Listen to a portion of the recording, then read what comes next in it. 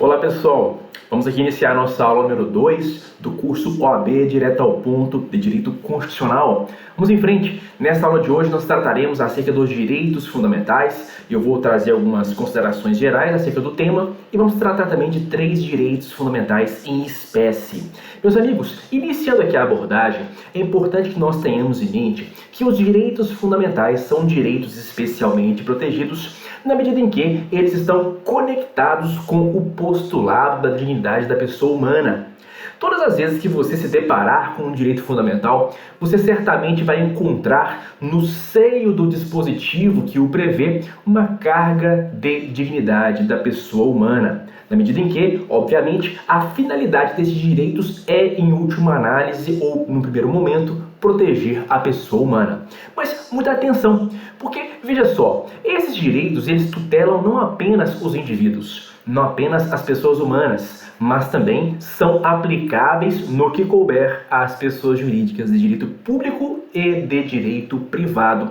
Muito cuidado com esse detalhe, inclusive no Código Civil existe um dispositivo que diz claramente acerca dessa questão, é o artigo 52 do Código Civil. Os direitos fundamentais, eles estão envolvidos em algumas características que eles são próprias. Eles são universais, na medida em que estabelecem um mínimo de tutela, um mínimo de proteção, pelo menos, à pessoa humana. E em todos os sistemas democráticos do mundo, você vai encontrar esta proteção mínima pautada, por exemplo, pelo direito à vida, direito de liberdade, direito de igualdade, segurança e propriedade. Por isso, então, eles são universais. Os direitos fundamentais também são marcados pela sua historicidade. Isso porque eles não surgem do dia para o outro, de uma hora para outra, de inopino. Os direitos fundamentais são resultado de uma construção histórica. Eles passam por um processo de afirmação histórica e vão ser então construídos, vão ser então identificados. De forma então que nós temos várias dimensões de direitos fundamentais que vão se complementando, não é mesmo? Direitos de primeira dimensão, de segunda dimensão, de terceira dimensão, cada qual com as suas características e com a sua finalidade própria. Os direitos fundamentais eles são indivisíveis na medida em que eles se complementam. Nós temos, no fim das contas, um grande arcabouço de direitos, Nós temos uma esfera de proteção individual das pessoas humanas e também, por que não, das pessoas jurídicas, que vão se complementar. Essa tutela, essa proteção, ela decorre de um encadeamento de direitos fundamentais. Todos eles, mais uma vez eu repito, conectados ao postulado da dignidade da pessoa humana. Os direitos fundamentais são também, pelo menos a princípio, inalienáveis e imprescritíveis. E eles são também relativos. Não há se falar que os direitos fundamentais, por tudo que nós já expusemos aqui, são absolutos. Não, eles são relativos. Mesmo porque eles contemplam, eles tutelam diversos valores presentes na sociedade. E vez por outra, é possível que esses direitos entrem em rota de colisão nos casos concretos. Daí porque, pela interpretação constitucional, pode-se chegar a uma conclusão, por exemplo, de que um direito fundamental prevalecerá sobre o outro no caso concreto. Isso acontece com bastante frequência, inclusive. E no fim das contas, os direitos fundamentais eles são invioláveis. De modo que, havendo violação, o violador certamente será chamado a reparar eventuais danos materiais decorrentes da lesão e também a compensar os danos morais provocados pela violação dos direitos fundamentais. Há a possibilidade de termos reparação na esfera civil, na esfera criminal e também na esfera administrativa. Pois bem, adentrando aqui ao estudo do primeiro direito fundamental em espécie que eu trouxe para vocês, vamos falar um pouco de liberdade religiosa. E aqui não podemos deixar de lado a compreensão de que o Estado brasileiro é um Estado laico. É um Estado que não possui religião oficial, de modo que ele se posiciona de maneira neutra em relação às instituições religiosas. Há aqui uma verdadeira separação de maneira, institucionalizada entre Estado e religião. De modo, então, que a posição do Estado é uma posição de equidistância. O Estado não pode ter religião oficial, também não pode subvencionar religiões, entidades religiosas, não pode manter instituições religiosas, nem mesmo ter relações mais, digamos, próximas, mais íntimas com os seus representantes. Da mesma forma, também não pode o Estado brasileiro embaraçar o funcionamento das instituições religiosas. Não pode gerar obstáculos, a que elas sejam instituídas e possam efetivamente acabar sendo, enfim, executadas, desempenhadas as atividades religiosas de determinada seita ou então de determinada entidade religiosa qualquer. Agora, vejam bem, o artigo 19, inciso 1º da Constituição, traz uma importante exceção, dizendo que é possível sim haver colaboração de interesse público entre o Estado e as religiões. Isso porque, gente, as entidades religiosas, por vezes, acabam desempenhando várias atividades de assistência social, atividades de interesse público. E nesse contexto, nesta abertura, é plenamente possível, então, que haja colaboração de interesse público entre o poder público e as religiões. Pois bem, nós indivíduos, liberdade de crença e de consciência. Daí porque nós podemos acreditar naquilo que nos deixar mais confortáveis, e podemos ter então qualquer tipo de convicção filosófica, sem que o Estado possa interferir na esfera privada de nossas escolhas, impondo eventual seita religiosa, impondo eventuais dogmas religiosos. Isso não pode acontecer.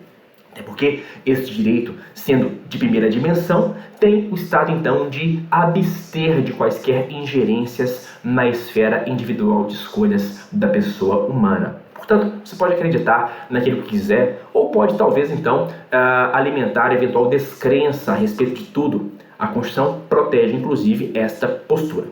Da mesma forma, estão assegurados, estão tutelados os locais de culto, aonde as liturgias serão desempenhadas, serão executadas. Trata-se, portanto, de uma garantia fundamental que está diretamente conectada com a liberdade religiosa. Assegura-se a crença, a liberdade de consciência, mas também os locais em que essas crenças elas são exercidas, elas são desempenhadas. Aqui no Brasil, ninguém pode ser privado de direitos por eventual crença religiosa ou convicção filosófica. Agora veja bem, você não pode deixar de cumprir obrigação legal imposta a todas as pessoas, ou mesmo descumprir a prestação alternativa sem ter que experimentar uma sanção. Olha só, aqui no Brasil, você não pode ser privado de direitos por ter alguma crença. Mas, de outra parte, a lei colocará a você uma prestação alternativa para você cumprir. De modo que se você descumprir a obrigação geral a todos imposta, vamos pensar aqui, por exemplo, no serviço militar obrigatório, e se você descumprir também a prestação alternativa, a obrigação alternativa, você vai experimentar sanções consistentes na privação dos direitos políticos. Ok? É a chamada escusa de consciência. Não deixe de ler a esse propósito o artigo 5º, inciso 8º da Constituição. E para fechar esse primeiro direito fundamental, vale a pena dizer que o Supremo Tribunal Federal chegou ao entendimento de que o ensino religioso nas escolas públicas, que é de matrícula facultativa, segundo a Constituição, nos termos do artigo 210 do texto constitucional, o ensino religioso em escolas públicas, ele pode ter matriz confessional, isto é, ele pode estar pautado em dogmas de determinada religião e, segundo o Supremo, isso não viola a liberdade de crença. Próximo direito fundamental à liberdade de manifestação do pensamento. Aqui no Brasil, por expressa previsão constitucional, é assegurada a liberdade de expressão, nos termos do artigo 5º, inciso 4º e inciso 9º da Constituição. Agora veja, aqui no Brasil não se protege, não se admite o anonimato. Exatamente para que se possa, no caso de excesso, responsabilizar aquele que, excedendo do seu direito à liberdade de expressão, tiver violado o direito de terceiros. Portanto, o anonimato ele é proibido, ele é vedado aqui no Brasil. Inclusive, o Supremo tem um interessante entendimento que é o seguinte: o Supremo sustenta que não pode a autoridade policial iniciar a persecução penal, dar início às investigações, instaurar inquérito policial a partir de denúncia anônima, isoladamente considerada. O delegado de polícia, uma vez recebendo a denúncia anônima, ele deve fazer uma verificação da procedência, né, daquela comunicação e depois apenas instaurar então inquérito policial se esta comunicação estiver alicerçada em outros elementos. Aqui no Brasil, pessoal, segundo a própria previsão constitucional do artigo 220, as comunicações em geral, a manifestação do pensamento, ela não está condicionada a nenhum controle prévio.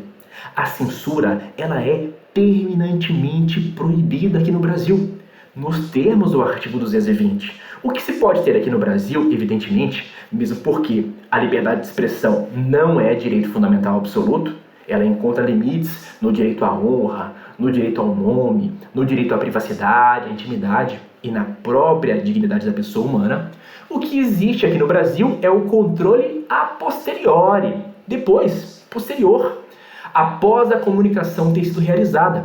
Se eventualmente nós verificarmos que o indivíduo, assim agindo, violou outros direitos, é possível se buscar uma responsabilização posterior, pleiteando, por exemplo, uma compensação pelo dano moral experimentado, às vezes até mesmo, né, ajuizando uma queixa-crime por eventual crime contra a honra, mas isso tudo acontece a posteriori e não de forma anterior, porque não se sujeita à comunicação ao controle prévio. Para finalizar aqui a nossa exposição teórica, a primeira parte da aula, eu quero te trazer o direito fundamental à liberdade de reunião, que está esculpido expressamente no artigo 5º, inciso 16 da Constituição. Esse direito assegura que é plenamente possível a realização de reuniões em espaços públicos, desde que essas reuniões sejam pacíficas, desde que não haja a utilização de armas próprias e impróprias, né? Armas de fogo, armas brancas, etc., exigindo-se apenas do organizador da reunião a comunicação prévia à autoridade competente. Por que, Gabriel? Ora, essa comunicação prévia, ela se presta a gerar o direito de preferência. Então, se, por exemplo, eu sou organizador de algum movimento específico, desejo fazer uma reunião pública em algum espaço público, eu vou comunicar à autoridade competente, a fim de que uma outra reunião não seja marcada no mesmo local, dia e horário. Ponto final. Esta comunicação prévia também, evidentemente, ela visa a possibilitar à autoridade administrativa adotar as providências cabíveis para ali preservar o interesse público, como, por exemplo, a organização do trânsito. É importante que você tenha em mente que o Supremo Tribunal Federal estabeleceu a legitimidade do movimento chamado Marcha da Maconha, aqueles movimentos em que se pretende ali a descriminalização de determinadas condutas que são tipificadas no Código Penal ou em outras leis extravagantes.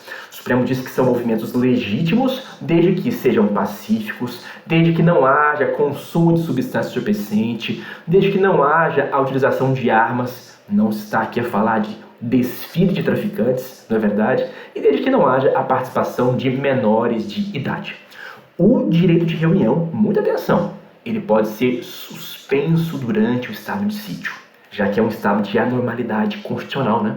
É um estado de instabilidade e, portanto, esse direito fundamental pode ser suspenso na vigência do estado de sítio. Já no estado de defesa, que é um pouco mais regionalizado, admite-se, segundo a própria autorização constitucional, a restrição deste direito fundamental. Vamos agora verificar as questões que eu trouxe para vocês, a fim de que nós possamos melhor visualizar como é que esses assuntos aparecem nas provas da OAB. Vamos lá! Eu vou aqui retirar a minha imagem da tela, a fim de que você possa, então, visualizar toda a projeção do nosso slide. O diretor da Unidade Prisional de Segurança Máxima, ABC, expede uma portaria vedando, no âmbito da referida entidade de internação coletiva, quaisquer práticas de cunho religioso direcionadas aos presos, apresentando como motivo para tal ato a necessidade de administração pública ser laica. A partir da situação hipotética narrada, assinale a afirmativa correta, que vai acabar sendo a letra C. A letra C diz: a Constituição da República de 88 dispõe que, nos termos da lei, é assegurada assistência religiosa nas entidades civis e militares de internação coletiva, de modo que a portaria expedida pelo diretor viola um direito fundamental dos internos. Está correta a letra C, pessoal. Sabe por quê? A Constituição, no artigo 5º, inciso 7º, expressamente consagra o direito de se prestar assistência religiosa nas entidades de internação coletiva, sejam elas civis ou militares. Portanto, a letra C vai ao encontro desta previsão constitucional. Aqui na letra A, vale a pena comentar que o preâmbulo da Constituição, por mais que faça menção à expressa proteção de Deus, o preâmbulo ele não tem relevância jurídica. A única finalidade que o preâmbulo possui é a de orientar a interpretação constitucional. Percebe? O intérprete da Constituição, portanto, o judiciário, na maior parte das vezes, pode se valer do preâmbulo, do que lá está previsto, para interpretar a Constituição. Mas o preâmbulo não é norma jurídica, ele não tem relevância jurídica. E, portanto, veja que nesse contexto a letra A está equivocada. Vamos para a próxima questão. Antônio, líder ativista que defende a proibição do uso de quaisquer drogas, cientifica as autoridades sobre a realização de manifestação contra projeto de lei sobre a liberação do uso de entorpecentes. Marina, líder ativista do movimento pela liberação do uso de toda e qualquer droga, ao tomar conhecimento de tal evento, resolve então, sem solicitar autorização à autoridade competente, marcar para o mesmo dia e local manifestação favorável ao citado projeto de lei, de forma a impedir a propagação das ideias defendidas por Antônio. Nesse sentido, segundo o sistema jurídico constitucional brasileiro, assinale a afirmativa correta. Ora, pessoal, será que a atuação de Marina será legítima, tendo em vista que Antônio previamente comunicou à autoridade competente a realização de reunião pacífica em espaço público? Evidentemente que a atuação de Marina não é legítima. E aqui a resposta correta será a letra C, que diz assim: Marina não poderia dar continuidade à sua iniciativa, já que sua reunião frustraria a reunião de Antônio, anteriormente convocada para o mesmo local. Marina, é claro, pessoal, pode levar adiante reuniões públicas para poder manifestar ideias acerca da descriminalização de alguma conduta, como por exemplo acontece com a chamada Marcha da Maconha. Agora, o que ela não pode fazer é frustrar outra reunião já marcada para determinado local, dia e horário. Ela até pode fazer a sua reunião, mas em outro espaço, ou naquele mesmo espaço, em dia e horário diverso. Ok? Com essas considerações, então, meus amigos, nós encerramos a nossa aula de número 2. E para você acompanhar outras discussões mais do direito constitucional, acompanhar novidades jurisprudenciais e outros assuntos mais, me acompanhe no Instagram, @constitucionalnaveia. E também no YouTube, no canal com o mesmo nome. Muito obrigado a todos pela participação e até a nossa próxima aula. Tchau, tchau!